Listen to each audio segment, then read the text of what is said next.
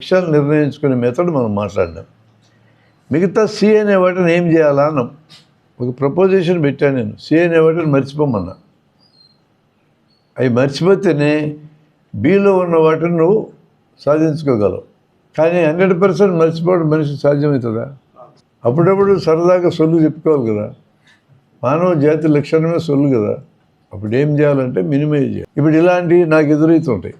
ఎవరెవరో ఫోన్ చేస్తారు, మా ఊరు వచ్చి స్కూల్లో మీటింగ్ చెప్తారు సార్ అంటే. ఎక్కడో ఉంటాడు ఆ ఊరు. కళ్యాణదుర్గం అంటాడు ఒకడు, రాయదుర్గం అంటాడు ఒకడు, ఇంకొకడు అవనగడ్డ అంటాడు. అట్లా పోవడము నేను చేస్తే అత్యంత తెలివిమాలిన కార్యక్రమం అవుతుంది. ఇవన్నీ నిజంగా తిరగడానికి నేను ప్రయత్నం చేస్తే 30 రోజులు అయిపోతాయి. మనం ఇప్పటికే ఒకటి గుర్తించినాం జన విజ్ఞాన వేదికలో, విద్యార్థులతో మాట్లాడడానికి టీచర్లు సరైన వాళ్ళు, వాళ్ళని ఎంతమందిని తయారు చేసుకుంటే అంత మేలు. వాళ్ళ బదులు మనమే చెప్పాలనుకుంటే వాళ్ళు చెప్పినంత ఫ్రీక్వెంట్గా మనం చెప్పలేము. ఇది మన అనుభవంలో నిర్ధారణ అయిందా కాలేదా చూసుకున్నాం మనం. దీనికి నేను వెంకటగిరి ఎగ్జాంపుల్ చెప్పాను మీకు. వెంకటగిరి స్కూల్లో ప్రోగ్రాం జరిపితే 2 ఏళ్ళ నాడు ఒక టీచర్ హాజరై, నువ్వు 35 ఏళ్ళ నాడు వచ్చినావు సార్, అప్పుడు చెప్పిన టానిక్లు గ్లూకోజ్ ఇప్పటికీ నేను మానేసిన అన్నాడు. ఇందులో తిట్టు భాగమైంది, అభినందన భాగమైంది, 2 భాగాలు. 35 ఏళ్ళు పట్టింది నువ్వు మళ్ళీ రావడానికి మా దగ్గరికి. తిట్టది, అభినందన ఆ రోజు చెప్పింది ఇంకా గుర్తుంది మాకు.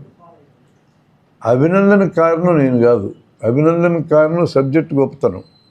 అది దయచేసి విడదీసి చూడండి. తిట్టుకి కారణం నేనే.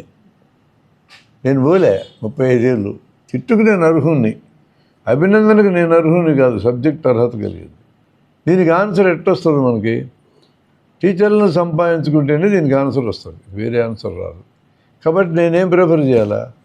టీచర్లకి ట్రైనింగ్ ఇవ్వడానికైతే వెళ్ళొచ్చు, పిల్లలకి ట్రైనింగ్ ఇద్దురా అంటే వెళ్ళకూడదు. అట్లా నా టైం నాకు తెలియకుండా మింగే మిత్రులు కొంతమంది ఉన్నారు. నేను వెళ్ళిన చోటల్లో ఏం చెప్తానంటే, ఒక 2 వస్తాం మేము.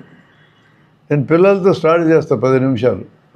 నా పక్కన వచ్చి ఇంకో కార్యకర్తకి అప్పచెప్తా, టీచర్లు కూర్చోబెట్టు అయితే వస్తా నేను మీ అనేక సార్లు పోయినమాట.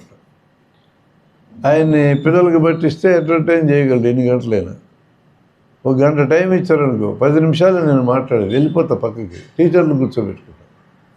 ఒక్కడి ఇగ్నైట్ అయినా అది మనకు అసెట్. మన పని విధానంలో ఆ పర్టికులర్ యాక్టివిటీ టీచర్లు ఇగ్నైట్ చేయాలా, క్లాస్ రూమ్ని తయారు చేయడానికి టీచర్లని పట్టుకోవాలనే దాంట్లో అట్లా డివైడ్ చేసుకోవాలి. ఇప్పుడు మా జిల్లాలో దాదాపు 10 మంది స్కూల్కి కాలేజీలకి వెళ్ళి మాట్లాడగలరు సొంతంగా. 2 జత చేస్తే వెళ్ళిపోయి మాట్లాడగలరు. దాదాపు 2 ఏళ్ళు అయింది నేను స్కూల్ ప్రోగ్రామ్స్ నా ప్రయారిటీ కింద తీసేసి. ఎప్పుడన్నా ఒకసారి పోతానంటే పోతా కాంటాక్ట్ కోసం, అంతేగాని నా ప్రయారిటీ యాక్టివిటీ కాదు ఇక్కడ. నా ప్రయారిటీ యాక్టివిటీ కాకపోతే మిగతా జిల్లాల్లో కూడా నా ప్రయారిటీ యాక్టివిటీ ఏమి ఉండాలి? టీచర్లే నాకు మెయిన్ టార్గెట్ ఉండాలి. ఆ యాక్టివిటీ వరకు మాట్లాడుతున్నాను నేను. ఇంకేమేమి జన విజ్ఞానికి చేయాలని మాట్లాడాలా, దీని వరకు మాట్లాడితే ప్రతి జిల్లాలో ప్రయారిటీ టీచర్లను ఓరియంట్ చేయటమే ఉండాలి.